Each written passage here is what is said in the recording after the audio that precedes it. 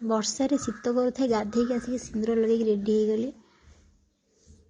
ହଁ ଏବେ ହେଲା।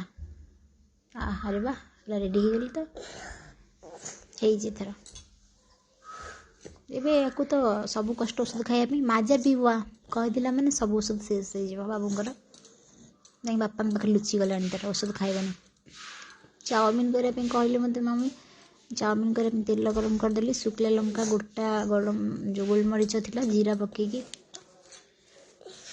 ଶୀତ କରୁଥାଏ ବର୍ଷା ପାଇଁ ବହୁତ ଥଣ୍ଡାରେ 4:30 ବାଜିଛି। ଗାଧେଇକି ଏବେ ରେଡ଼ି ହେଇଗଲି ମୁଁ ସିନ୍ଦୁର ଲଗାଉଛି। ଏବେ 5:15 ହେଇଛି।